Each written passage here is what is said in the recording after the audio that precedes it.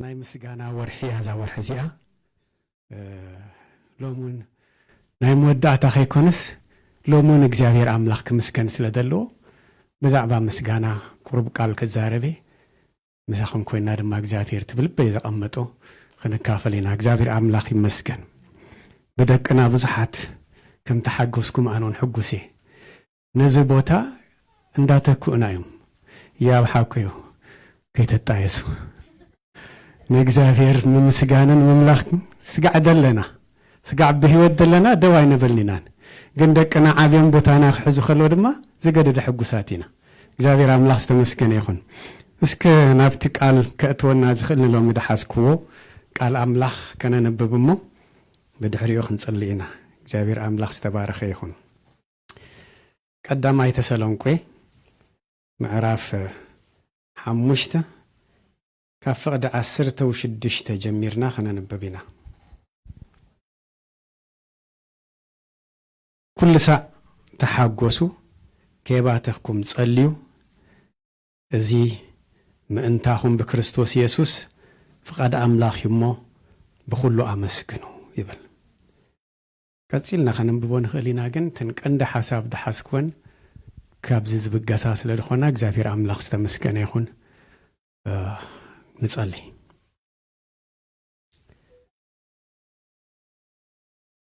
فطرات كله كمسجنكان كملخكان منادا نعنا نسب كتفتر كلها بفلو يزفتركا نخنا ملخكان نخنا مسجنكان እግዚአብሔር አምላክ እዚ ሐሳብ ካሰናዩ ፍጹም እዩ በዛ መዓልቲ ዚኣድ ማ እግዚአብሔር አቦዬ ብዛዕባ ምስጋና ክትምህረና ኣብ ልበይ ዘቐመጥካዮ ሐሳብ ናተይ ደይኮነ እግዚአብሔር አቦ ካባኻ ዝኾነ ሐሳብ ድማ በአፈይ ክዝንገር ፈቃድካ ስለድኾነ ትድግፈነውን ስለዘለኻ ይመስግነካለሁ ወእግዚአብሔር አቦይ ነዚ ቃል ኣነ ክዛረብ ከለኹ ኣነ ደይኮንኩስ በአይገርካ ስኻ ከም ትዛረብ ካባኻ ድኾነ ብመንፈስካ ድማ እግዚአብሔር አቦይ ናብ ሕዋተይ ክበጽሕ እቲ ውሽጦም ዘሎ መንፈስ ቅዱስ ድማ ምስ ሐሳቦምን مسجان نفسن تلاقيبو እግዚአብሔር አቦዬ ህይወት ክኸውን እግዚአብሔር አቦዬ ለተስኻት ዛረበና ደለኻ ሰሚዕና ጥራሕ ክንወጽደ ይኮንስ ተለዊጥና ገበርት ክንከውን ድማ ትሕገዘና ስለደለኻ አቀዲመ ይመስግነካለሁ እግዚአብሔር አምላክና ነመስግነካለና ሳቅንያት እዚኣና ይመስጋና ጊዜያ ከምቶም ካልኦት ፈሊጦም ይኹን ከይፈለጡ ናይ ምስጋና ጊዜ ኢሎም ደብዕልዎ ደይኮንስ بفلات دمان عخا خنا مسكن تحتي لنا እግዚአብሔር አቦይ ትርክግባአካ ክብር ክንህበካ ደው ተብል الناس ለደለኻነ መስክናካ ለና እዚ ቤት እዚ ናካዩ እግዚአብሔር አቦይ ኣብዝ ደው ዝበለ ሁሉ ንዓኻ ክብር ክህብዩ እግዚአብሔር አቦ ኩሉ ክብርን ምስጋናን ስግደትን ኩሉ ንዓኻ ስለድኾነ እግዚአብሔር አቦይ መገላገልት ስለደገበርካና ይመስክነካለሁ በጌታ በኢየሱስ ስም آمين እግዚአብሔር አምላክ ይባርክኩም ኣብዛ ዓዲ ካብ ድመጽ 25 ዓመት ሕሊፈለኹ ናይ መጀመርያ በዓል ድረኣኽዋ ኣብ ፌብሩዋሪ ዝነበረት እያ ኣይፈለጥኩን ኖ ፌብሩዋሪ ኮይኮነስ ባ ኦክቶበር ደላ ኣይፈለጥኩን ኣብቲ ድሰርሖ ዝነበረት መሳርሕተይ ኣብ ርእሳ ዓለባ ሳሬት ተኸዲና መጽያ فليت أخم تجبرتو يفلت كون موني وي تايد قال بزر اسخ دلخ دجبر كيو إليا اس كوستيوم إلاني اتقال كوستيوم نايترد أنا نرو فليت أخم تجبرتو يفلت كون زجد دخل إدما كاستمر كمتس خلو تفاجئ دمتس أمثل أبجتسو كلام جرو دم دفسسام سيلو مزيو لو مكو هالوينيو ويلو مني بزعب هالوين أبي تيبي خلخو سمعي فلتني نر بقى نفسي خم قلقر اني صحيح كحندا بالكو تا معالتي توديا نزس بعالي لهم يبعلوه ما يتصلى يبعالكم دخونا شعوب وشتايب نقرن نرو ورحيت انا حندما تانكس جيفين بحقوسيو تانكس جيفين بمردة يكون بداي مردة ان اجزابهر زمل خلو بعال دما مهلاو يحقو يسني اتناب لبهم دملس عمله بمنفس وقرو يملسهم نتهم نسيطان دملخو اب صلمات كم دلو يعنتهم يبرهالو ነቶም ብፍላጥ ንእግዚአብሔር ዘምልኽዎ ንእግዚአብሔር ዘመስግንዎ ድማ ምሕር ልቦም ኣብ እግዚአብሔር ከፍስሱ ኣብ እግዚአብሔር ከውድቑ ምኽንያት ስለ ዝፈጠረ ስም እግዚአብሔር ዝተባረኸ ይኹን ሙባህ ድብለኒ በዓል እንተሃልዩ ዝዓዲ ክሪስማስ ኣብ ኩሉ ጎታ ንፈልጦ ኢና ኣብዚ ምስ መጽኣክፉ ግን ድሐጎሰኒ ናይ ምስጋና ጊዜ ከም ዘለዎ ናይ ምስጋና ጊዜ እግዚአብሔር አምላኽ ዝተመስገነ ይኹን ኢየሱስ ጎይታ እዩ እግዚአብሔር ካባና ዝደልዮ ነገር እንተሃልዩ እዚ ጥራሕ እዩ ምስጋና ምስጋና ይሕዋተይ ኣፍ ደገ እዩ ኣፍ ደገ ምናዳ ብፍላጥ ተመስግን እንድሕር ኮንካ ናይ እግዚአብሔር ሰናይ እንታይ ምዃኑስ ትርእየሉ ኣፍ ደገ እዩ ትቐበለሉ ኣፍ ደገ እዩ እግዚአብሔር አምላኽ ዝተመስገነ ይኹን ድሓለፈ ወርሒ ሓድሽ 5 ሰሙን ገርና ኣለና ናይ ሎም 5 ሰሙን ሰንበት ኣብዚ ጽቡቕ ጊዜ ነርና ምስ እግዚአብሔር መንባር ድብል ትምህርቲ ተማሂርና ንሕናስ ምስኡ ምዃን ሕሸና ድብል መንፈስና ተሓጒሱ ተሰራሲርና ጥራሕ ደይኮነስ ንእግዚአብሔር እንዳምለኽና እንዳመስገንና ዝወፃና ኣሎ ጊዜ ይነሩ ናብ ገዛ ክንከይድ ከለና ግን ጸላኢ ኣብ መገዲ ዓጊትና ነሩ ኣይተዓወተን ግን እግዚአብሔር ዝተመስገነ ይኹን ከቢድ ሓደጋ ገጢሙኒ ነሩ ኩልኩም ከም ትፈልጥዎ ኣብዚ ሕጂ ደው ኢለ ዘለኹ ነቲ ሓደጋ ነቲ ቃንዛ ኣብቲ ውሽጠይ ገደፎ ክዛረብ ኢለ ኣይኮንኩን ግን እግዚአብሔር ክንድምንታይ ሓያል ከም ድኾነ እግዚአብሔር ክንድምንታይ ብርቱዕ ከም ድኾነ ከመስግን ስለ ዝደለኹ መሳኹም ሓቢረ ላላ ጸሎትኩም እንኹ ደው ኢለ ኣለኹ ቃንዛ የጽብጽብነን ግን ምሕረት እግዚአብሔር ክዛረብ ዳዊት እንታይ ኢሉ ብህይወት ክነብር ኣይመውትን ብህይወት ክነብር ግብርታት እግዚአብሔር ድማ ኸዘንቱ ኢሉ እግዚአብሔር እቲ ድበለኒ ጊዜ ስጋዕ ድበጽሕ ክሳብ ደለኹ ክብሪ እግዚአብሔር ብኣይ ክግለጽ እዩ ጸላኢ ክሓፍር እዩ ኢየሱስ ክርስቶስ ጎይታ እዩ ናይ ምስጋና ጊዜ ስለ ድኾነ ድማ ብፍሉይ ንእግዚአብሔር ምሳኹም ኮይነ ከመስግን ደው ኢለ ኣለኹ ሓይሊ ዝኾነ ንሱ እዩ ምክንያቱም ኣብ ምስጋና ሓይሊ ኣሎ ኣብ ምስጋና ብርታዕ ኣሎ ሰሙን ኣይጽናሕኩን ኣብ ገዛ ክድቅስ ኣይደለኹን ግን መጺእ ኣብ ማእከልኩም ደው ክብል ሓይሊ ኮይነኒ መጺእ ነረ ኣይተረፍኩን 4 ሰሙን መጺእ ኣለኹ ጸላኢ ክሓፍር ስለ ዘሎ ኢየሱስ ክርስቶስ ጎይታ እዩ ሓፊሩ እዩ ድማ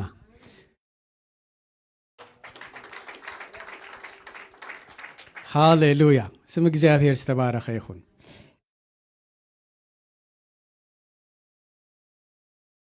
እግዚአብሔር ሰናይ ይብል ዳዊት እግዚአብሔር ሰናዩ ምሕረቱ ንዘለዓለም ይነብር እሞ አመስግንዎ እግዚአብሔር ሰናዩ ምሕረቱ ንዘለዓለም ይነብር እሞ አመስግንዎ ምክንያቱም ኣብ ምስጋና እቲ ዝተገበረልና ምሕረት ንኽንርኢ ድገብረና ከነመስግን ከለና ምሕረት ኣይኮነን ድመጸና ኣቐዲሙ ግን እግዚአብሔር ነቲ ምሕረቱ ከም ዝገበረልናስ ንኽንርኢ ይዕንቲና እዩ ዝኸፍቶ ከምቲ ዓንቶ ይትበልኩም ኣፍ ደገ እዩ ኣፍ ደገ ናብ ብዙሕ ቦታ ተኣትወሉን ትወጸሉን እዩ ወዶ ኣብ ምስጋና ደው ክንብል ከለና ናይ እግዚአብሔር ምሕረት ኣቐዲምና ንርእዮ ብምሕረቱ ካብ ድቃስና ተስዩ ኣብ ዝብጽሕና ኣሎ እምበር ብሓይልናስ ካብ ድቃስና የተሳእናን ብሓይልና ደው ኣይበልናን ብሓይልና ተድኸውን ካብዚ ንገዛይ ብበጽሐኩን ከምቲ ዓንቶ ይድበለና ብዕራይ ክገዝእ ኸይዱ ጥራሕ ሄዱ ዝተመልሰ ከም ፍቓድ ኣምላኽ ገዛይ ክበጽሕ ዝበለ ከም ፍቓድ ኣምላኽ ተደይ ኮይኑስ ኣብ መንገዲ ኸትረፈና ጸላኢ ኩሉ ሳዕ ኣብ ዙርያና እዩ ደሎ ምናዳ ብመንፈስ በርቲዕና ደው ክንብል ከለና ጸላኢ ሓይሉ ድማ እሱን የበርትዕ ግን ኣባና ሓይሊ የብሉን እቲ ኣባና ደሎ ሓያል እዩ ኣባይና ባኸትኩም እንደሎ ሓያል እዩ ስለዚ እግዚአብሔር ኣምላኽ ሰናዩ ነቲ ሰናዩ ንኽንርኢ ዝገበረና ኣብ ምስጋና ደው ክንብል ከለና እዩ ኣብቲ ሓደጋ መጀመርያ ዝገበርክዎ ነገር እንታይ እዩ ቋሕ ክብል ከለኹ መጀመርያ ዝረኣኽዎ ሲት ቤልት እዩ ባቲ ኤርባግ ነቲ ሲት ቤልት ክፈትሖ ክፈቲነስ ኣይከኣልኩን ዳሕራይ ቁልሕ ኢለ ነቶም ቆልዑ ክሪኦም ኣይከኣልኩን ኣበየለቶም ቆልዑ ኢለ ከምዚ ሃተፍተፍ ድብል መሲሎም ቶም ክረድኡኒ ማዕፁ ከፊቶም ዝነበሩ ሰባት ክልተ ቆልዑ ኣለውኒ ወድን ጓልን እብሎም ዳሕራይ منهم كم تخوني فلت إنه دحاني ما بتخفي لهم على مسبلوني نእግዚአብሔር ያመስግን thank you Jesus ክብል ከለኹ ኣብ ልበይ እንታይ መፅዩ ሓደ ቃል ኣይዝክሮን እንዳሕራይ ከመይ ገሩኹም ድመፅኡ ነቲ ቃል ምእንቲ ኸድሕነካስ ኣነ ምሳኻ ኢል ኣበይ ናይ ከም ደንበብክዎ ኣይዝክሮን ግን እቲ ቃል ምእንቲ ኸድሕነካስ ኣነ ምሳኻ ኢል እግዚአብሔር ይመስገን ኢለሽዑ ደቂመ እግዚአብሔር ይመስገን ኢለሽዑ ንሕና ኢና ደይንፈልጦ እምበረ ናብ እግዚአብሔር ንቀርብ ዘለና ናቡ ንኸይድ ዘለና እንደመሰለና እምበር እግዚአብሔር ግን ኣቀዲሙ ምሳና ይደሎ ክንእመኖ ጥራሕ ይዝደሊ እግዚአብሔር ከድሕነና ምሳና እዩ እቲ ክፉእ ኣሎ ኣብ ዙርያና ከጥፍእ ክሰርቕ ክሓርድ ይድመፅእ እቲ ሓያል ግን ምሳይ ነሩ ስም እግዚአብሔር ዝተመስገነ ይኹን ነዚ እዛ ናይ ምስጋና ጊዜ ነታ ትምህርቲ ከዳልዋ ምስ ጀመርኩ ካሊእ ሒዘ ነይረ ምክንያቱም መደብ ናባይ ስለ ዝነበረት ዝሓለፈ ክልተ ቀነ ብዛዕባ ምስጋና ስለተሰብከ ግን ከይተዛረብኩስ ክሓልፍ ኣይደለኹን በዚኣ ከጎልብታ ደልየ እሞኒ ሎሚ ናይ ምስጋና ጊዜ ብኩሉ ንእግዚአብሔር ኣመስግኑ ብዝብል ቃል ክንካፈል ኢና እግዚአብሔር ኣምላኽ ዝተመስገነ ይኹን ብኩሉ ንእግዚአብሔር ኣመስግኑ ምምስጋን ቀሊል ክመስለና ክእል እዩ ምክንያቱም ሰብ ክረክብ ከሎ ንእግዚአብሔር ከመስግን ቀሊል እዩ ክስእን ከሎ ግን እግዚአብሔር ኣያመስግንን ኣብ ምምራር ይቅድም ድጅክውል ይህወኽ እግዚአብሔር ዝተመስገነ ይኹን ቃል ኣምላኽ እምበኣር ብቕንያቱ ነዚ ቃል ከነስተንትን ባሂልና ንእግዚአብሔር ከነመስግኖ ኣብ ምስጋና ዓወት ከም ደሎ ኣብ ምስጋና እቲ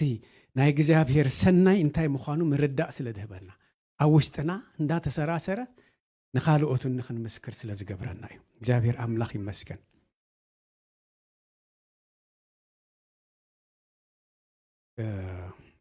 ኢየሱስ ጎይታ እዩ ስም እግዚአብሔር ዝተመስገነ ይኹን ዳዊት ከምዚ ዝብል ቃል ኣለዋ መዝሙር 118 ኣውፅኤ ብባኤ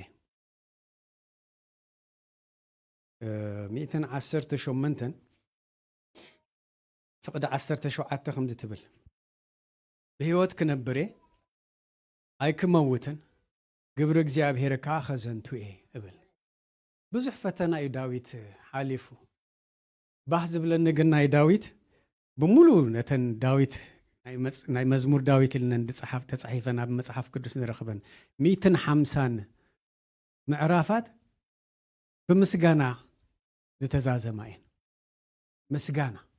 ብዛዕባ ምስጋና እዩ ተዛሪቡ ኣብ መፅሓፍ ቅዱስ ብዙሕ ደጋጊምና አንቢብናዮ እንዲና እቲ መፅሓፍና ከም ዳዊት ገሩ ንእግዚአብሔር ዘመስገነ ሰብ ደሎ ይመስለንን ካብቲ ተፃሓፉ መፅሓፍታት ኩሉ ካብተን 66 መፅሓፍቲ ከም ዳዊት ገሩ ንእግዚአብሔር ዘመስገነ ዳዊት ኣብ ብሉይ ኪዳን ይንበር ዳ እምበር ኣብ ሓድሽ ኪዳን ደሎ ተኣምራት ኣቀዲሙ ብመንፈስ ዝረኣየ ሰብ ይመስለኒ ንዘለዓለም ብሕጅን ንዘለዓለም ንእግዚአብሔር ከመስግን ይኽብል ከሎ እቲ ንዘለዓለም ድብል ቃል ኣብ ውሽጡ ዝተረድኦ ሰብ ይመስለኒ ሰብ ንዘለዓለም በዚ ስጋዚ ከም ደይነብር ፈልጥ እዩ ኣብ ቅድሚኡ ዝነበሩ ኣቦታቱ ዕድመ ፀጊሞም መይቶም ክኾኑ እዮም ንኣሽቱ ቆልዑውን መይቶም ክኾኑ ክእል እዮም ፈልጥ እዩ ግን እንታይ ይብል ብሕጅን ንዘለዓለምን ንእግዚአብሔር ከመስግን እየ ዝብል ኣብ ሓደ ቦታ አንቢበ ኣለኹ ሞ ዳዊት ብመንፈስ ኣብ ሓድሽ ኪዳን ዝነበረ ሰብ ብስጋ ግን ኣብ ብሉይ ኪዳን ዝነበረ ሰብ እንተበልኩስ ኣይተጋገኹን ክብል ክእል ኢየሱስ ክርስቶስ ጎይታ እሞኒ ብህይወት ክነብር እምበር ኣይክመውትን ግብሪ እግዚአብሔር ከዓ ከዘንቱ እየ ይብል ነዚ ኤሎም ብዚ ቃንዛ ይብለይን ክብል ኣይኮንኩን ደው ክብል ከለኹ እንዳተቐንዘኹ እየ ግን ነቲ ቃንዛ ኣይኮንኩን ክዛርብ ደሊ ምሕረት እግዚአብሔር ዓብዩ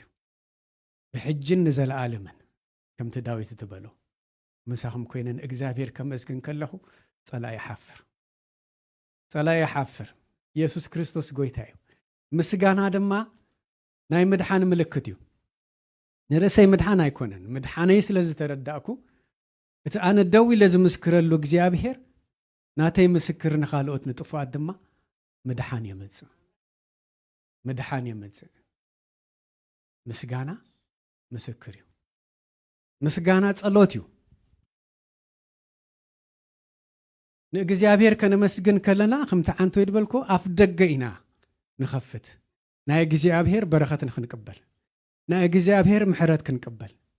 ኣብ ቃንዛ ኾንካ ንእግዚኣብሔር ከተመስግን ከለኻ ቃንዛኻ ትርስዖ ምርሳዕ ጥራሕ ኣይኮነን ፈውሲ ትረክብ ኢየሱስ ክርስቶስ ጎይታ እዩ ስለዚ ንእግዚኣብሔር ብሕጅን ንዘለኣለምን ብህይወት ክሳብ ዘለኹ ተመስግኖን ከምልኾን እግዚአብሔር አምላክ ዝተመስገነ ይሁን ኩላህና ምክንያት አለና ተዘማራይ ድበሉ ምክንያት አለኒ አነስ ምክንያት አለኒ እንዳበለ ዝዘመረ ንሕናውን ጸብጽቡተን ንበሃል ምክንያት መምጻና ሰብ ድኹም እዩ ይርስዕ እዩ እግዚአብሔር ዝገበረልና ምክንያት ጸብጽብናውን አይንውድኦን ማአልያ ስለ ዘይብሉ ትንዝክሮ ግን ክንብሎ ንኽእል ኢና ኣብ መዓልቲ ድማ ደዘክረና መንፈሳዊ ውሽጥና ኣሎ እግዚአብሔር አምላክ ዝተመስገነ ይሁን አሎኒ ምክንያት አሎኒ እንዳበለ ዘማራይ ዘመሮ ብደይ ምክንያት አይኮነን እግዚአብሔር ዘመልኽ ማለት እዩ ኢየሱስ ክርስቶስ ጎይታ እዩ እምበር አቀድምና በቲ ዘለና ንእግዚአብሔር ከነመስግን ንእግዚአብሔር ከነምልኽ ከለና እግዚአብሔር አምላክ ድማ ይዕንትና ይኸፍት እቲ ንዓና ዘዳለወ በረኸት እቲ ንዓና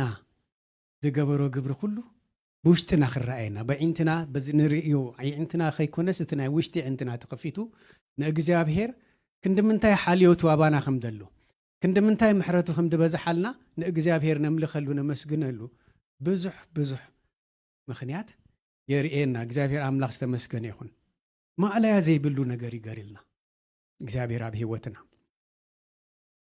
በቲ ዘለና ንእግዚአብሔር ከነመስግን ብድሕሪኡ ዘድልየና ዘበለ ኩሉ ብጸሎትን ብልማኑን ከነቀርብ ምስናይ ምስጋና ከምኡ ቃል አምላክ ዝብለና ስለዚ ኣፍ ደገ እዩ ክንብል ከለና ኣብ ቅድሚ አምላክ ንወድቕ ከለና ቅድም ብምስጋና ንቅረብ ናይ እግዚአብሔር ምስጋና ካብ ኣፍና ክወጽእ ከሎ እግዚአብሔር ድማ ኣፍ ደገ ከፍተልና እቲ ንሓቶን እቲ ንገብሮ ነገር ኩሉ እግዚአብሔር የርእየና ድልየትና ደበለ ኩሉ ኣብ ቅድሚኡ ክንቅርብ ከለናስ ጭንቀት ካባና ይወጽእ ሕማም ካባና ይርሕቕ ምንጋፍ ይኸውን እግዚአብሔር አምላክ ዝተመስገነ ይሁን ንነዊሕ ግዜ ዝሰኣናዮ ነገር ክንረክብ ከለና ንሕጎስ ዶ ይሕጉሰና ይወ ንኣብነት ክኾነና ሰብኣይን ሰበይትን ተመሪዖም መጀመርያ ዝጽበይዎ ነገር እንታይ እዩ ውላድ እዩ ኣብ ወርሓ ኣብ 2 ወርሓ ኣሰስ ትብል መጺዶ ይመጸሎሚ ፔሬድ እንድሕር ደው ኢሉ ምልክት ማለት እዩ ናይ ጥንሲ ምልክት ዋላ ይዛረቡ ግን ድሌት ኣሎ ድሌትና ውሽጥና ዘሎ እንዳዓበየ እንዳወሰኸ ኸይድ ሓደ መዓልቲ ግን ጥንስቲ ምዃና ምስ ፈለጠት ዝፍጠር ሓጎስ ክንድምንታይ እዩ ኩላህና ዝወለድና ንፈልጦ ንኸውን ኢና ኣነን ኣበባን መርዓ ምስ ገበርና ቀልጢፉ ቆልዓ ይመፀን ማለት ኣይመፀን ክብል ከለኹስ 2-3 ግዜ ሚስኬሬጅ ነይሩ ብድሕሪኡ ሕቆያ ኦፕራሲዮን ስለ ዝገበረት ካብ ጥንሲ ክትርሕቕ ኣኻይም ደፋፊኦማ ነጊሮማ ነይሮም እዮም ብኡ ጥራሕ ግን ኣይኮነን እግዚአብሔር ግን ነቲ ጥንሲ ከደንጉዮ ናቱ ዕላማ ነርዎ 2 ዓመትን ገለን ጸኒሕና ኢና ቆልዓ ረኺብና ናይ መጀመርያ ጥንሲ ደው ምባሉ ምጽንዑ ምስ ረጋገጽና ንእግዚአብሔር ነመስግነሉ ቃላት ኣይነበረና ስጋብ 2 ወርሒ ነገረትንን ንዓይ ከምዚ ሕጂ ኣብ ፋርማሲ ኸድካ ቼክ ትገብሮ ይኮነን ነርሽዑ ናይ ግድን ኣብ ላቦራቶሪ ኸድካ ኢኻ ቼክ ትገብር ሳምፕል ሂባ ሪዛልት ንኽትወስድ ኣይወርድን ኢልሃኒ ካብ ማኪና ኣነ ኸይደ ውፅእ ሕጂ ነቲ ሪዛልት ሒዘ መፅእ ሓጒስና በቃ ንእግዚአብሔር ኣመስኪና ሽዑ ግን ናበይና ንኸይድ ነርና መስለኩም ባህር ዳር መደብ ነርና ንኽንከይድ ካብ ኣዲስ ኣበባ ናይ 2 ወርሒ ጥንሲ ሒዛ ነራ ኣብ ባህር ዳር ኬድና ናይ እግዚአብሔር ሓለዋይ ትነግረኩም أبو دواي بلنان تيساب بايز بهالبوتالو من البات فلتو تخونكم كوحي يتمجدي تطح مجدي كونن بإجرخا خات خدو عقب الله والكلة الله بدحريت صدف فيه أبز كله جن بس إحنا آخر نملس كلنا من البات تتسنس تورد استبل فرحيس أين برنا لبنا قد دبلو نايجزي أبهير أمنتيو نايجزي أبهير أمنتيو أنا بقولت أنا بركون شو نايجزي أبهير جن فرحات إجزي أبهير جن نرني أبا طرحنا بقولت أنا برد እግዚአብሔር አምላክ ተመስገን ይሁን ሞኒ እግዚአብሔር እቲ ድገበረልና ንኽን ምስክር ጥራሕዩ ተኣፍ ደገ ተቀዳድ ድርኤና ሞኒ ሓለዋ እግዚአብሔር ባኽ እንደምንታይ ዓቢ ኢልናስ ክንዛረበሉ ዳዕሪ ዕድል ንረክብ እግዚአብሔር አምላክ ተመስገን ይሁን ሞኒ ሓደ ሰብ ጠሚው እንጌራ እንድሕር ኣቕሪብካሉ እቲ እንጌራ ቅድሚ ምኹላሱ ምስጋና ይጅምርኒ እንታይ ክብለኩም ደሊስ ሰብ ከም ሰብ ጎደሎ ኣለና ትደበዝሕ ነገርናስ ጎደሎ እዩ أبتي زتأمنا اللؤوان እግዚአብሔር አምላክ እንገራ ከም ድቀረበልና ምስራአና ቅድም ከነ መስግን ይዝግባአና ከም ቃል አምላክ ጠሚዝ ነበረ ሰብ እኽልኽት ወኸለኻ ግን አቀድሙ ኩልስ የብልሞ ምጸገበ ይሽዑ ተመስገን ሕጅስ ጸጊበ ድብል ወዶ አነ ከሙይድ መስለኒ ግን እዚ ናይ ሰብ ባህሪ እዩ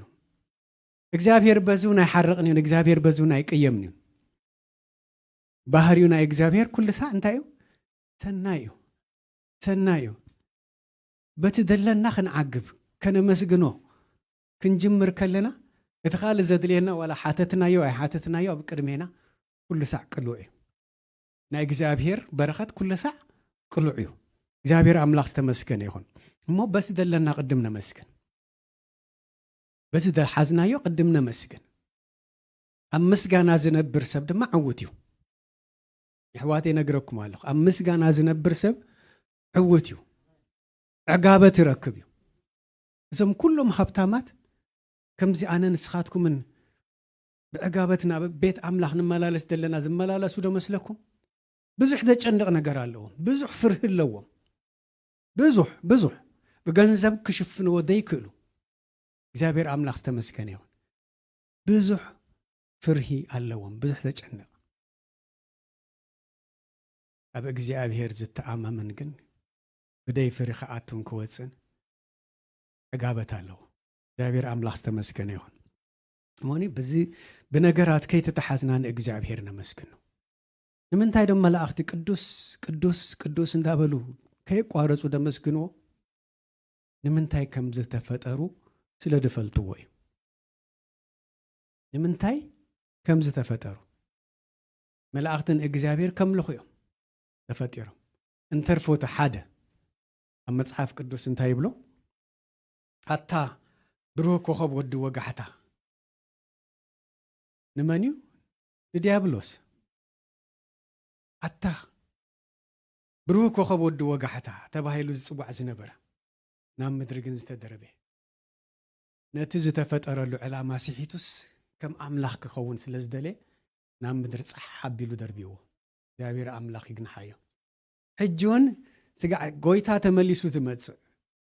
ንፍርዲ መሞዳእታ ናብቲ ደይ ጠፍሕ ሓዊ ዝድርበ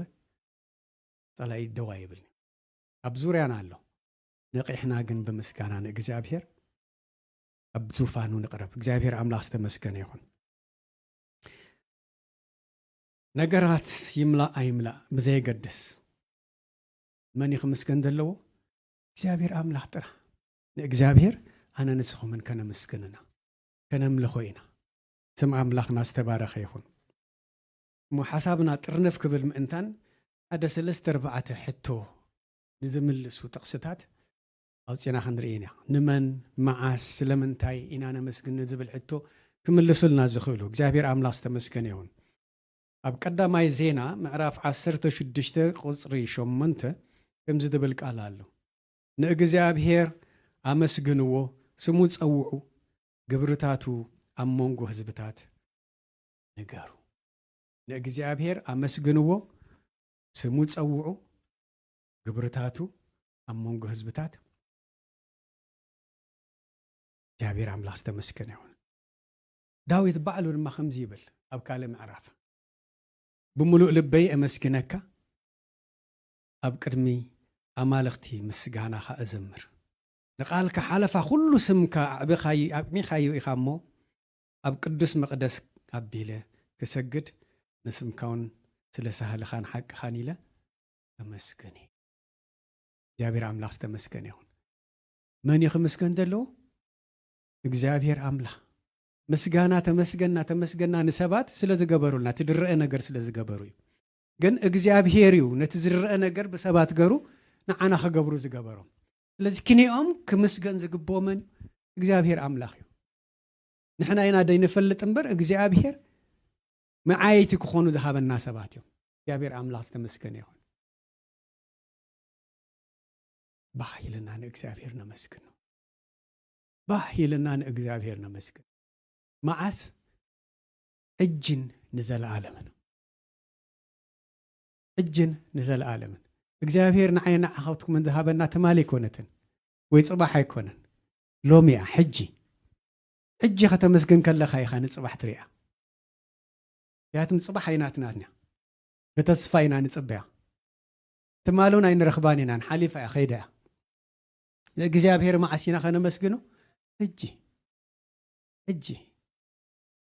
ተስፋ ስለደለና ድማ ከምሰብ በእግዚአብሔር ተስፋ ስለደለና እጅን መንን ንዘለዓለምን እግዚአብሔር ከነመስግኑ ኢና እግዚአብሔር አምላክ ተመስገን ይሁን። ምክንያቱም ሰብ ንዘለዓለም ከም ዝነብር ድፈልጥ ማዓሲዩ በጎይታ ምስተሓነ እዚ መዋቲ ስጋና ክሳብ ዘሎ በስጋን بنفسن بمنفسن እግዚአብሔር ከነምል ኮይና ንዘለዓለም ግን በመንፈስ ኮይና ምስ ጎይታ ደውን ብለሉ በአምልኾ ነብረሉ ዘለዓለማዊ ህይወት መን ሂብናሎ ኢየሱስ ዋጋ ከፊሉ ዝሃበና ጎይታ ስሙ ይባረክ። ኢየሱስ ክርስቶስ ጎይታ እዩ። ስለዚህ ነዚህ በሙሉ ልበይ አመስግነካ ዝበለ ዳዊት በሙሉ ልብና ንሕናውን እግዚአብሔር ከነመስግኑ ኢና كم تعنتو يدبلكوهم داويت مصحفه كله تنميتن 50 دخونا مصحف بمسكانا استملاين تجبرنا انت جبرنا ويكال سب انت جبرلنا كبر خوسل تجبؤ مني እግዚአብሔር አምላክ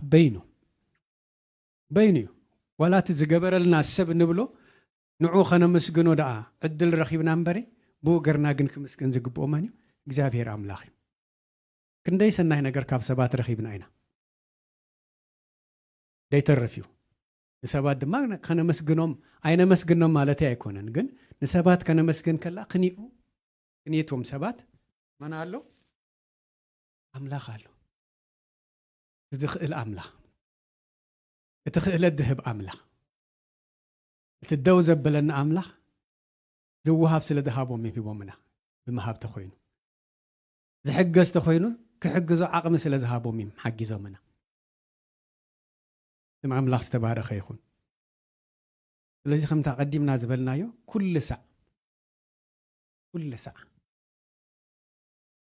بحاجس نإجابير كنا مسكنه كل ساعة كنت تسق بمسجانا كنت دكس بمسجانا كمل قالنا بمسجانا ولا يملأ بمسجانا كنت عيب بمسجانا ولا بديت عناون بمسجانا لإجابير كنا مسكنه فقاد أملاخيو إتوم نإجابير زفرحو دما نإجابير يمسكنوه صحوفيو نزل صحف دما خنسعبو إجابير أملاخ يدلنا عابي أبن نزخونا بمصحف قدوس إيوبيو كان كلن معرفات اندحرينا ين نا إيوب تاريخ معرف حدا خود أخيليو معرف حدا خود أخيليو إيوب انتاي كم زنبرة تناي مجمرة شدش تري شو حتى فقدتات الزارب بدحريو فتاني خمد مزة بدحريو دما كله خمد سأل أبتانا مجمرة معرف مودات هذا ما نجزاب هيرون كم دمسجنا أبان رخبنينا سب كركب كله خمسجن عن توي لكومي قليليو كسين كله خمسجن جن تبعات دلي نجزاب هير رديت دلي እተን ቃል እንድሕራን ቢብናየን ምዕራፍ 2 ፍቅዲ 9 ደላ እንታይ ይብል ኩሉ ሲኢኑ እዩ ኣብ ምዕራፍ 1 እንታይ ኢሉ ኩሉ ሲኢኑ እዩ ኣብታ ናይ መወዳእታ ምዕራፍ 1 ኣውፂእ ከንብባ ዓብዪ ኣብነት ስለ ዝኾነና እዩ ኢዮብ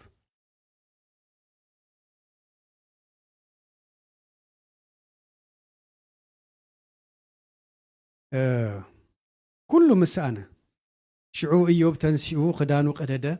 ርእሱ እውን ላፀየ እሞ ጥራይኤ ካብ ከርሲ ወላዲተይ ዝወፃእኩም ጥራይ ከዓ ክምለስ እየ እግዚኣብሔር ሃበ እግዚኣብሔር ድማ ወሰደ ስም እግዚኣብሔር ይባረኽ ኢሉ ደፊ ኢሉ ሰገደ ብለና ምዕራፍ 1 ብዙሕ ዝነበረ እዩ ጻድቕ ዝነበረ ሰብ እዩ እግዚኣብሔር ባዕሉ ዝመስከረሉ ኣብ መንጎ እግዚኣብሔርን ኣብ መንጎ ኢዮብን ግን መን ኣትዩ ጸላኢ ኣትዩ ሰይጣን ኣትዩ ኢዮብ እኮ ጻድቕ ዝኾነ እስኻ ሓለዋ ኾንካሉ ኢኻ እምበረይ እስኻ ተደይትህሉ እዚ ኩሉ ንዓኻስ ምኻ ሓደ ድብል ፈተነ እዩ ኣምፂኡ ጸላኢ ኩሉ ሳዕ ፈታኒ እዩ ክርስቶስ ኢየሱስ እኳ ኸፍትኒ ድሕሪት ኣይበለን ኣብዚ ፈተና ግን ኢዮብ ተዓዊቱ ዶ እወ ከም ሓደ ጻድቕ ሰብ ኢዮብ ኣይወደቐን ነዚ ፈተና ተዓዊቱ ኣብ ካልኣይ ምዕራፍ ክንከይድ ከለና ድማ ብመን መፂዎ በሰበይቱ ምክንያቱም ኣብ ስጉ ስለ ድመፀ ኣብ ንብረት ኣብ ደቁ ኣብ ገዙ ኣብ ኩሉ ነገር ኣብቲ ደለዎ ድበሃል ነገር ኩሉ ምስ መጾ ኢዮብ ነዚ ፈተና ኣይወደቐን ንእግዚኣብሔር ፍግም ኢሉ ኣመስገነ እዩ ትብለና ኣብ ምዕራፍ 2 ድማ ብመን መፂዎ በሰበይቱ መፂዎ እንታይ ኢላቶ ሰበይቱ ኣብ ምዕራፍ 2 ፍቅዲ 9 ገናዶ ፍጹም ኾንካ ጸኒዕካ ትነብር ኣለኻ ዓብዪ ፈተና እዩ ፍርቂ ኣካላትካ ሰበይትኻ ክንዲ ተጽናዓካ ክንዲ ኣጆኻ ትብለካ ንእግዚኣብሔር ክሓዶ ዝብል ቃል ካብ ሰበይትኻ ክመጽእ ክንዲ ምንታይ ፈታኒ ከም ዝኾነ ቀሊል ኣይኮነን ምክንያቱም ትጸለይ ኣብ ርእስኻ ዘቐመጡ ሓሳብ እውን ክህልው ክእል እዩ ነቲ ሓሳብ ዘፍርስ ከይኮነስ ነቲ ሓሳብ ጸላኢ ዝድግፍ ሒዛ መፅያ ጸኒዕካ ትነብር ኣለኻ ዶ ንኣምላኽ ግዳ ክሓዶ እሞ ሙት ረዲኩሞ ዘለኹም መወዳእታ እንታይ እዩ ዝበለቶ ቃል ሙት ከም ድመውት እሳ ኣሚና ኣላ ማለት እዩ ብስጋ ከም ድመውት ኣሚና ኣላ ግን ብሂወት ዝነብረሉ ናይ ዘለዓለም ሂወት እግዚኣብሔር ከም ድህቦ ኣይትፈልጥን እያን ብስጋ ጥራሕ ትሪኦ ደላ ካብዚ ኩሉ ስቃይ ትሳቐስ ንምንታይ ዘይትመውት ዝብል ርእቶ ይመስለኒ ሰይቲ ኢዮብ ዝሃበቶ ድሕሪ ቀፂልና አንቢብናዮ እንታይ ይብል ንሱ ግና ንስኺ ኣዘራረባ ዓሻ ሰበይቲ ትዛረብለኺ ካብ ኢድ ኣምላኽ ሰናይ ተቐቢልናስ ነቲ እኮይካ ይንቕበሎ እንዶ ኢዮብ በዚ ኩሉ ብክንፈሩ ኣይሓጠን እግዚአብሔር ኣምላኽ ዝተመስገነ ይኹን ዓብዪ ጽንዓት እዩ ወዶ ዓብዪ ጽንዓት ተን ኩለን ዳርጋ 30 ድኾና ምዕራፍ እንድሕር አንቢብናየን ንኢዮብ ዘፈተና እየን ካብ ኣምላኽ ክፈልይዎ ንኣምላኽ ክኽሕድ እሞ ክመውት ኢዮብ ግን ኣብ ቃሉ ጸኒዑ ምሟቱ ይኮነን ደፍርሖ ዘሎ ካብ እግዚኣብሔር ክፍለ ግን ኣይደለየን ንእግዚኣብሔር ክኽሕድ ኣይደለየን ከምዚ ዝበለ ጽንዓት እዩ እግዚአብሔር ኣምላኽ እምበኣር ዝደልየና ኣብ ኩነታት ከይንወከል ኣብ ቃንዛና ከይንወከል ኣብቲ ድጽገመና ዘበለ ጥራሕ ከይንርኢ ክንኡ ግን ዓብዪ ዝኾነ ኣምላኽ ክንጠምት ክንኡ እቲ መሓሪ ዝኾነ ኣምላኽ እቲ ሰናይ ዝኾነ ኣምላኽ ክንርኢ እሞ ብምስጋና ደው ክንብል ሓይሊ ክህልወና እግዚኣብሔር ኣምላኽ በዛ መዓልቲ እዚኣ ንዓይ ንዓኹም ንዛረብ ዘሎ ግዜ ከወስተልኩም ቅልጥፍ ክብል እየ እሞኒ ብምኽንያት ይኹን ብዳይ ምኽንያት ኩሉ ግዜ ብምስጋና ኣብ ቅድሚ ኣምላኽ ደው ክንብል እግዚአብሔር ኣምላኽ ይርዳኣና ስለምንታይ ንዝብል ሕቶ ድማ ይጠቕመና ማቴዎስ ምዕራፍ 1 كم زدبل قال له أب فقد 34 بزوح زعينته حمام زلوه بزحات حمام كأ أحوي اندابلي قنصل يسوع كريستوس مجمر هذا جبرو نجر انتايو من قست أملاخ مسيح الله اندابلت يوحنس تجمرو سبكاتيو ممهار جميرو جن أبو تتمرت ترح يكونن أما قد زقات أم حمومات اندافوسه زتأميو اندابلعه عورات اندحوي يخيد كم زنبرة مصحف قدسي نقرنا أبربعتي معراف اندحري أبربعتي وانجيلات اندحري إنايو እግዚአብሔር አምላክ ከም ሰብ ኣብ ምድሪ ወሪዱ ማለትም ኢየሱስ ክርስቶስ መንግስቲ አምላክ መጽያላ እንዳበለ ክዛረብ ክምህር ከሎ ብዙሕ ምስላይ ምህሮም ከም ዝነበረ ንርኢና ብዙሕ ድማ ይሐዊ ከም ዝነበረ ሕሙማት ምስጋና ግን ከም ዘድልዮ ኣብ ሓደ ቦታ ተዛሪቡ ኣብ ማርቆስ በአብ ሉቃስ ኣብቶም 10 ለምጻማት حالة ጊዜውን تنكفى بيلو من الأيام حواتنا 10 لمصامات قدمي እኮ ለምጻማት ይሕዊ 10 ለምጻማት በሐንሳብ ኮይኖም ናብ ጎይታ መጽኦም ፈውስ ረኺቦም እቶም ቅድሚው ዝሓውዩ ዝነበሩ ለምጻናት እንታይ ብድብሎም ዝነበረ ከድኩም ንካህን ንገሩ ይዝብሎም ዝነበረ ነዚኣቶምን ኪዱ ኢልዎም ንካህን ንገሩ ኢልዎም ብልቦም ተመሊሶም ንእግዚአብሔር ከመስግኑ ወይትነቲ ደንጾም ኢየሱስ ከመስግኑ ዝመጹ ግን ክንደዮም ነሮም ሓደ ካብ 10 ሓደ 10% ማለት እዩ ዋን ሳምራዊ ድማ አይገርምን ሳምራዊ ፉንፉናት እዮም እቶም አይሁድ ከይለግብዎም ከይቀርብዎም ዝደልዩ ሳምራዊ ጥራሕ ድማ አይኮነን ለምጽ ኣለዎ ሓደ ሰብ ለምጽ እንድሕር ሃሪሞ ካብቲ ሕብረተሰቡን ፍንፉን እዩ ስጋብ ድነጽህ ንበይኑ ተዓጽዩ ዝቕመጥ እዚ ሰብ ዝተገብረሉ ውዕለት ግን ኣይዘንግዕን ንእግዚአብሔር ከመስግን ኢየሱስ ነቲ ደሕወዮ ከመስግን መጽዩ ጎይታ ትምህርቲ ክምህሮም ስለ ዝደለዩ ነዛ ቃል ተዛሪብዋ እቶም ዝነጹ 10 ዘይነበሩን ንምንታይ ሓደ መጽዩ ከመስግን ኢሉ እግዚአብሔር አምላክ ተመስገን ይሁን እግዚአብሔር ክምስገን ይዝደሊ ካል ነገር አይደለኒ ንዓይና ንዓኻትኩምን ሂብና እንበሬ ንሕና ንህቦ ነገር ዋላ ሓንቲ ነገር የለን ካብትሱ ዝሃበና ግን ክንህቦ ዝደሊ እንታዩ ምስጋና እዩ ምስጋና ኣብ ዘፍጥረት እንድሕሪ ናይ ሰብ ንምንታይ ተፈጢሩ ንእግዚአብሔር ከምልኽ ኣብ ዘጻአት ድማ እግዚአብሔር ቀና አምላክ ከም ተኾኑ ንዛረብ ካለ አማልክት ትህልወና አይደለኒ ነመስግኖ ነምልኾ ነገር እንድሕር ሃልዩ ቅድም መን ክኸውን ኣሎ እግዚአብሔር አምላክ ኢየሱስ ክርስቶስ ጎይታ እዩ ስለዚህ ቀንዲ መመስገኒና መን እዩ እግዚአብሔር በዓል እዩ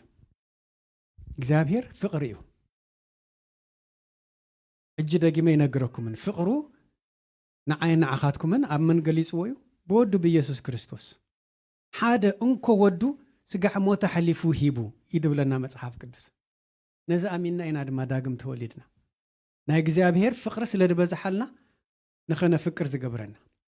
ዳሃበና ትእዛዝ እውን ንእግዚአብሔር ኣፍቅሮ ንሓወኻውን ከምወፉ ንብጻይካውን ከምው ይብለና ምሽ ካልእ ትእዛዝ ኣይሃበናን እኮ ኩሉስ ነቲ ትእዛዝ ነቲ ሕጊ ኣብ መስቀል ፈጺምዎ እዩ ሰብ ክፈጽም ስለ ደይከኣለ ንዓይን ንዓኻትኩምን ግን ምላሽ ፍቅሪ ንኽንህብ እዩ ንእግዚአብሔር ነፍቅረሉ መገዲ መን እዩ ኣባይና ባኻትኩም ከምቲ ብጸሎት ዝነበረ ከምቲ ጆስዩ እንዳሕረይ ደዘኻኸረና ብምሕረት ክንመላለስ እግዚአብሔር ይደልየና ብፍቅር ክንመላለስ ካብቲ እሱ ዝሃበና ፍቅሪ ቁሩብ ንሕና ድማ ፕራክቲስ ክንገብር ኣብዚ ዘለናዮ ዘመን ማለት እዩ በዚ ፍቅሪ አምላክ ነመስገኒና እግዚአብሔር ፍቅሪ ስለ ድኾነ በይኑ አምላክ ስለ ድኾነ ኣነ ቀና አምላክ ይብል እግዚአብሔር በጀካይ ካለ አማልክቲ ኣይሃልውኻ ካለ አምላክ ኣይሃልውኻ أحواتي بزح أمالغ تزخوننا نقرات كله كل يوم أو تخوننا نجزابير كينا ملخص ندحري دسحبن نجزابير نخينا مسكن لو ميقورص له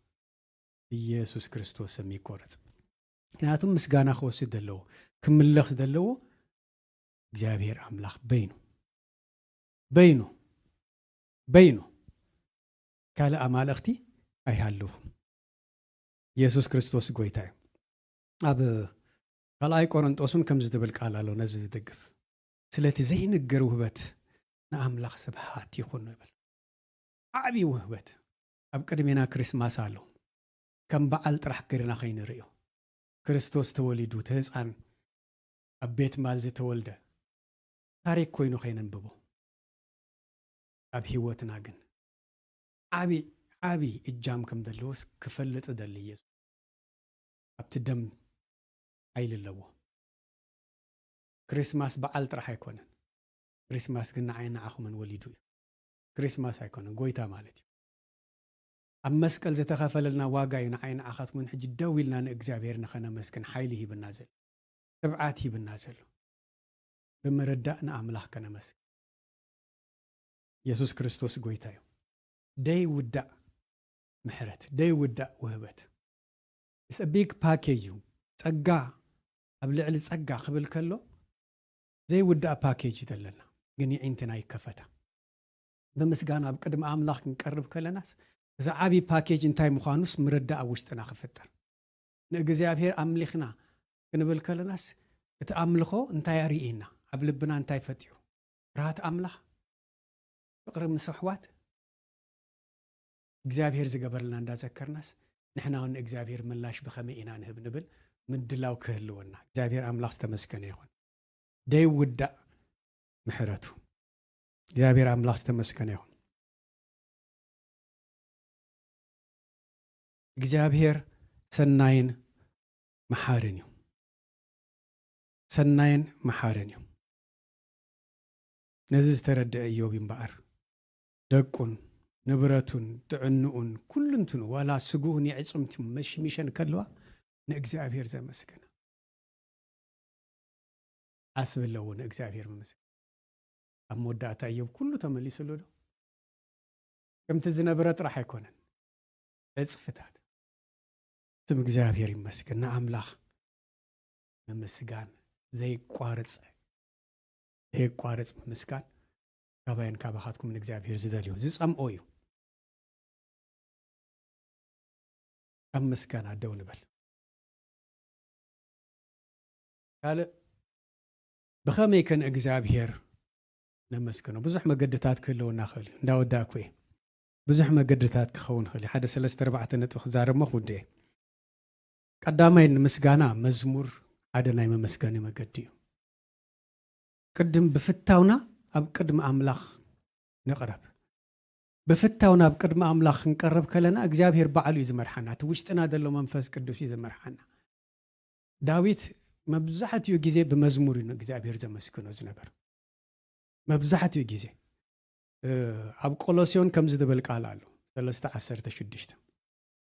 بمزمورن وداسين منفساوي كنن حدحدكم استمهرون معادون بلبهم من بصقان املاخنا زمركم قال كريستوس بملؤ طبب مليو يحدركم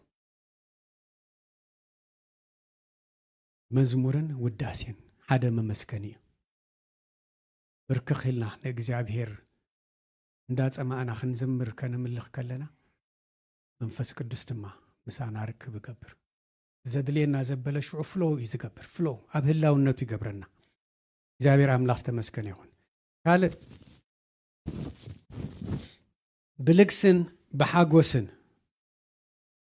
ብልክስን በሓጎስን ለዕዩ አምላክ ደው መባል ልክስ ክበሃል ከሎ ልብኻ ኢኻ ትኸፍት እንታይ ያለኒ ኢልካ ይኮንካ ንርእስኻ ትሓትት ባህ ይልካን አምላክ ተምልኽ እንድሕር ኮንካ ንዕዩ አምላክ ልብኻ ኢኻ ቅድም ትኸፍት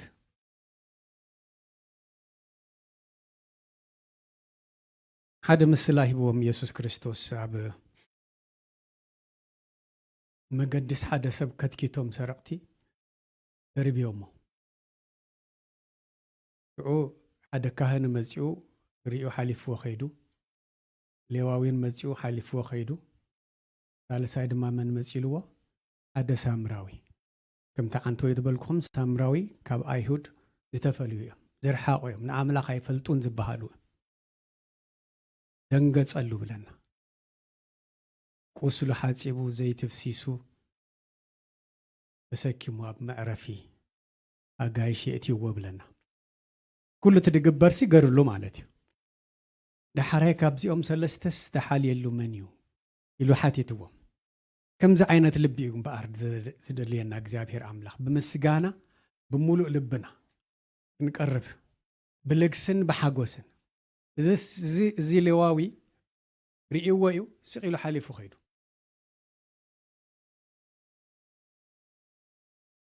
ሳምራዊ ግን ካብ ኣምላኽ ርሑቕ ዝተባህለ ሰብ እዩ ኣምላኽ ኣይፈልጥን ዝተባህለ ሰብ እዩ ግን ልቡ ብሓጎስ ክገብረሉ ዝተላዒሉ ኣነ ተድኸውን ከኢሉ ርእይዎ ነቲ ወዲቑ ዝነበረ ሰብ ሳምራዊ ድዩ ወይስ ሌዋዊ ድዩ ኣይሁዳዊ ኣይበለን ግን ከም ሰብ ርእይዎ ከም ሰብ ሓልዮት ገርሉ እግዚአብሔር ኣምላኽ ድማ ከምኡ ይደልየና ምስ ኣሕዋት ጥራሕ ከይኮነስ ኣብ ደገ እውን ብሓጎስ ክንገብር ትንገብሮ ነገር ኩሉስ ብሓጎስ ክንገብር ብልክሲ ክንገብር ምናዳ ኣብ ቤት ኣምላኽ ልብና ከነፈስስ ንእግዚአብሔር ከነመስግን ከለናስ ኣብ ዕዮ ኣምላኹን ብልግሲ ብሓጎስ ብፍታውና ደው ክንብል እግዚአብሔር ኣምላኽ ይደልየና ብምሉእ ልብኻ ኣብ ቤት ኣምላኽ ምግልጋል ብምሉእ ልብኻ ኣብ ቤት ኣምላኽ ምግልጋል ቀዳማይ ሳሙኤል ንዓኸ ነብብ ነዚኣ ተራጉድ ስለ ድኾነት እቲ ንዓኻትኩም ዝገበሮ ዓብይ ነገር ረኣዩ እሞ ንእግዚአብሔር ጥራይ ፍርሁ ብምሉእ ልብኹም ድማ ኣሚንኩም ኣገልግሎ ንእግዚአብሔር ጥራሕ ፍርሁ ራሃት ኣምላኽ ንእግዚአብሔር ዝፈርሕ ሰብ ንእግዚአብሔር የመስግን እዩ ንእግዚአብሔር ዝፈርሕ ሰብ ንእግዚአብሔር የገልግል እዩ ንእግዚአብሔር ዝፈርሕ ሰብ ምስ ኣሕዋት ብፍቕሪ መላለስ እዩ ብምሉእ ልብኹም ኣገልግልዎ እግዚአብሔር መንፈስ እዩ ንእግዚአብሔር ብዓይኑ ዝረኣይ ዋላ ሓደ ሰብ የለን ሓደ ወዱ ባዕሉ ገለጾ ይትብለና ምሽ ንክርስቶስን ኣነ ንስኻትኩምን ኣይረኣናዮን ግን ክርስቶስ እንታይ ከም ዝገበረ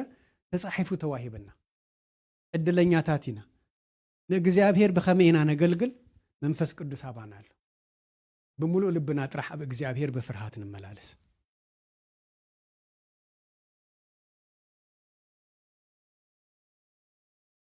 ብኸመይ ወንጌል ንጥፉኣት ብምንጋር ወንጌል ንጥፉኣት ብምንጋር እዚ ወንጌል መንግስቲ ከዓ ንምስክር ኩሉ ኣህዛብ ኣብ ብዘላ ዓለም ክስበኽ እዩ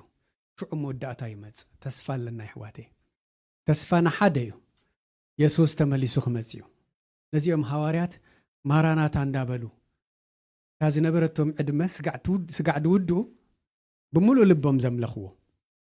ኣነ ንስኻትኩምን ዝተዋህበና ተስፋ እዚ እዩ ሎሚ ይምጻእ ጽባሕ ይምጻእ ድፈልጥ ዋላ ሓደ ሰብ የለን ግን ነዚ ተስፋ ኣሚንና ኢና ድሰዓብና እዩ ጎይታ ተመሊሱ ክመጽእ እዩ ማራናታ ሞ ተመሊሱ ስጋዕ ድመጽእ ወንጌል ኣብ ሙሉእ ዓለም ክንገር ኣለዎ መዓይቲ ድማ ክንከውን ደልየና እዚ ወንጌል ኣነ ተደይ ተዛሪበ እዩ ኣነ ንክርስቶስ ተደይ መስኪረ እዩ እቲ ድጣዓምክዎ ህይወት ተደይ ተዛሪበ መን ይኽሰምዕ ብኣየን ብኣኸብኩምን እግዚአብሔር ኣምላኽ ክዛረብ ክሰርሕ ደሊ ኢየሱስ ክርስቶስ ጎይታ እዩ ኩላ ምድሪ ክትሰግድ ክትዝምረልካ ንስምካ ድማ ክትዝምር ያብል ጎይታ ምስ መጸ እዚ ድኸውን እቲ ዝጠፍእ ምስቲ ዝጠፍእ ክኸይድ እዩ እቲ ንጎይታ ዝተቐበለ ድማ ንዘለዓለም ምስ ኢየሱስ ክነብር እዩ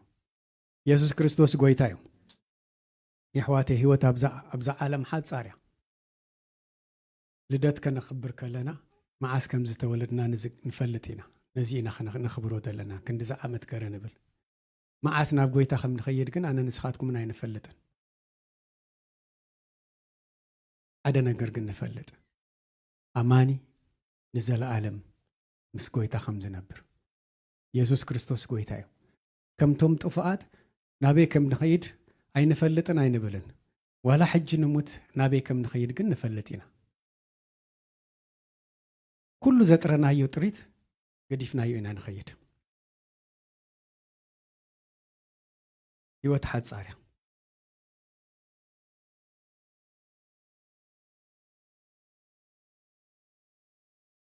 مدحان بقويتا بيسوس ترايو يحواتي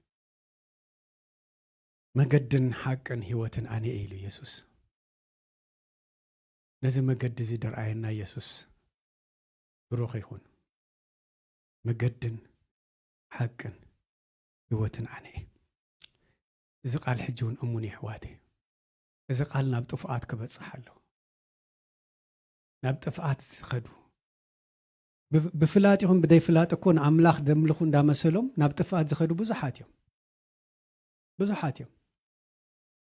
نحنا قد من قاريو تدقلس قن منفس قدوسيو إذا قال سميعهم رتع لبي بوم انتان قن مصلاي ناتي ناتاتكم منقار مصلاي منقار مصلاي مليسنا أنا مقاب مالتيو يسوس كريستوس قويتايو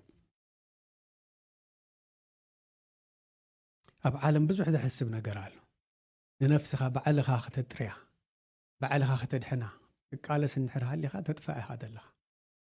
إذا مرد أزخ لهم انتانينا نحنا نصلي مبري يسوس كريستوس قويتايو إلنا بتبعات اندحر تزاريبنا نا يسوس كريستوس قويتنت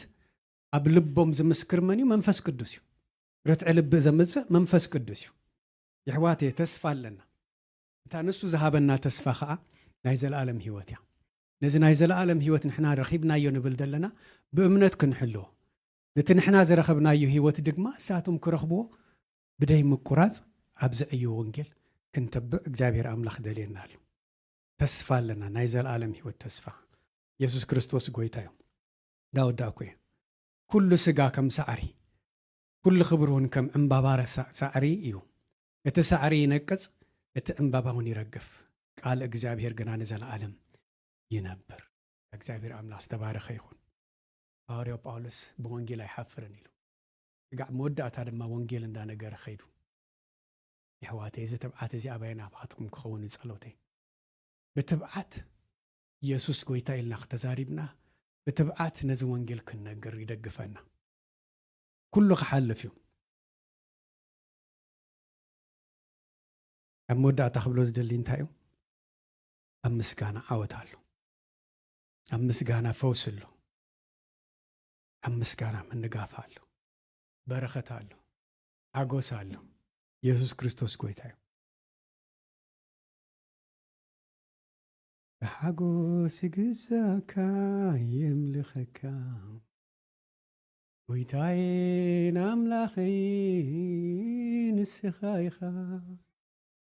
ብደይ ብስኻስ መን ኣሎኒ ዝጓስየኒ ኣብ ዝዓርፈሉ ማይ ህይወት ዝመርሓኒ بحاجوس جزاكا يملخكا ويتاين أملاخين السخايخا بدين السخاس من اللوني زقواسيني أبزع عارف اللوماي هيوت مرحاني واسانا يسوسيو زمرحانا يسوسيو እግዚአብሔር አምላክ ተመስገነ ይሁን እንጸልይ ኢየሱስ ጎይታዮ እግዚአብሔር አምላክ ተመስገነ ይሁን ስለዚህ ትኩል ቃሉን እግዚአብሔር ነመስግን ነው ልዑልን ዘላለማዊን ዝኾንካ እግዚአብሔር አምላክ ነመስግነካ አለና በቃልካ ተዛሪብካና እግዚአብሔር አምላክ كلنا تنكيف كان إخا بمسجانا هيوتنا خنقاني بمسجانا جز كاخندلي بمسجانا እግዚአብሔር አቦይ አብትስኻ ዘዳልኻልና ወእግዚአብሔር አቦይ በረኸት ክንአቱ ነዝርድኢት ስለ ዝሃብካና ይመስግነካ ኣለኹ ወጎይታ ስኻ ኣብ ቤትካ ክንነብር ኣቐዲምካ ዋጋ ኸፊልካልና ኢኻ ነዚ ዋጋ እዚ ከንቱ ኸይንገብሮ እግዚአብሔር አቦ ደግፈና ቅድሜና ድማ እግዚአብሔር አቦይ ደው በል ኣብ ንኸዶ ደበለ ሁሉ እግዚአብሔር አምላኼ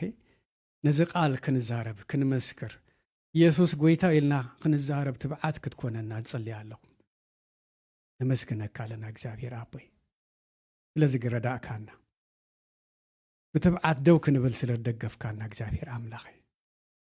ነፍስናውን ሕጂ በርቲዓ ስለ ትወፅእ እግዚአብሔር አቦይ የመስግነካ ኣለኹ በዚ እዋን እዚ እግዚአብሔር አቦይ ዓለም ኣብ ብዙሕ ጭንቀት ኣብ ብዙሕ ቅልውላው እንዳሓለፈት ከላ ኣነ ንሕዋተይን ግን እግዚአብሔር አቦይ ብርግኣት ክንመላለስ ልብና ስለ ዝደገፍካ ይመስግነካ ኣለኹ በመንፈስካ በርቲዕካና ኢኻ እሞ ተመስገን ተመስገን ተመስገን እግዚአብሔር አቦይ ተስፋና ሓዲስና ንወፅእ ኣለና እግዚአብሔር አቦይ ክብሪ ኩሉ ንዓኻ ይኹን እግዚአብሔር አምላኸ ነዚ ተስፋ ወንጌል ድማ ክንነግርዎ እግዚአብሔር አቦይ ደጊምካ ነዚ ሕድሪ ስለ ዝዝከርካና የመስግነካ ኣለኹ ንስኻ ፍቕሪ ኢኻ እግዚአብሔር ናካ ፍቕሪ ጥዒምና ኢና እግዚአብሔር ንስኻ ድኸፈልካዮ ዋጋ ጎይታ ቀሊል ኣይኮነን ሓደ ሰብ ክጠፍ ፈቃድካ ኣይኮነን ወእግዚአብሔር አቦይ ነዚ ፍቕርካ ድማ ንክንገልጽ ደው ክንብል ክንተብዕ እግዚአብሔር አቦይ ነዚ ዕዩ ሕድሪ ስለ ድበልካና ይመስግነካ ኣለኹ ተበርታዓና ስለ ደለኻ ይመስግነካ ኣለኹ ኣብ ቤትካ ተኽለና ስለ ደለኻ ወእግዚአብሔር አቦይ የመስግነካ ኣለኹ ንዓይን ሕዋተይን እግዚአብሔር አቦይ ኣፍና ኸፊትና ብድፍረት እግዚአብሔር አቦይ ወንጌል መድሓኒት ምዃኑ ክንዛረብ ናይ ዘለዓለም ህይወት ምዃንካ ክንዛረብ እግዚአብሔር አቦይ ዘረባና ኣብ ምድሪ ኸይወድቕ ኣብቶም ጥፍኣት ድማ ረትዕ ልቢ ኸምፅእ እግዚአብሔር አቦይ መንፈስካ ክድግፍ ንጽልይ ኣለና ወመንፈስ ቅዱስ ነመስግነካ ኣለና ከም ድመጻእናዮ ኣይንምለስን ክንልወጥ ክንብርትዕ ምሒር ናብ ጉያ ክንከይድ ናብቲ ቤትካ ክንዓይ እግዚአብሔር አቦይ ትትገብር ስለ ዘለኻ ይመስግነካ ኣለኹ ስለ ሕዋተይ የመስግነካ ኣለኹ እግዚአብሔር አቦይ ስለ ዓበይትን ስለ ንኣሽቱን የመስግነካ ኣለኹ እግዚአብሔር አምላኺ ተመስገን ተመስገን ሓቅን መገድን ህይወትን ኣነ እየ ዝበልካ ጎይታ ሕጂ ንዮዳካ ዝርጉሓት እየን ነዚ መገዲ እዚ ኣብርሃሎም እግዚአብሔር አቦይ ነዚ ቃል ሰሚዑ እግዚአብሔር አቦይ ልቦ ኸፊቱ ናባኻ ዝቐረበ ሰብ እግዚአብሔር አቦይ በዚ ሰዓት እዚ መድሓን ይኹን እብል ኣለኹ ርትዕ ልቢ ገርካ እግዚአብሔር አቦይ ናባኻ ክትስሕቦም ምድሓን ክኸውን ጸለኹ ወእግዚአብሔር አቦይ ተንዝርጉሓት የእዳውካ እግዚአብሔር አቦይ ንዓእቶም ክረአያ ብመንፈስ እግዚአብሔር አቦይ ንዓኻ ክጥምቱ እቲ ስኻ ኣብ መስቀል ዝኸፈልካዮ ዋጋ ክሪኡ እግዚአብሔር አቦይ ብከንቱ ነፍሶም ከይትጠፍእ እግዚአብሔር አቦይ ናባኻ ነማዕቅቦም ኣለና ርትዕ ልቢ ይምጻእ እግዚአብሔር አቦይ እግዚአብሔር አምላኽ እዚ ቃልካ ኣብ ዝተነገረሉ ቦታ ኩሉ ብርሃንካ ይብራህ ብርሃንካ ይብራህ እግዚአብሔር አቦይ መድሓን ነፍሳት ይኹን ንብል ኣለና እግዚአብሔር አቦይ ሓደ ነፍስን ኣብ ቤትካ ክመጽእ ከሎ ሓጎስ ኣብ ሰማይ ይኸውን እልልታ ኣብ ሰማይ ይኸውን መላእኽቲ እግዚአብሔር አቦይ ንዓኻ የኽብሩኻ ወእግዚአብሔር አቦይ ነዚ ድማ ክንርኢ ስለ ትገብር የመስግነካ ኣለኹ ንሕና እውን ነመስግነካ ብሓባር ነኽብረካ እግዚአብሔር ኣምላኽ ይመስግነካ ኣለኹ ስለ ዝነበረና ጊዜ ንስኻ በይንኻ ክብሪ ውሰድ ኩሉ ክብሪ ኩሉ ስግደት ኩሉ ኣምልኾ ተጠቕሊሉ ንዓኻ ይኹን ብጌታ ብኢየሱስ ክርስቶስ ስም ኣሜን እግዚአብሔር ኣምላኽ ይባረኽኩም ተባሪኽኩም ንበረኸት ኩኑ ፈትወኩም ጎይታ ባረኽኩም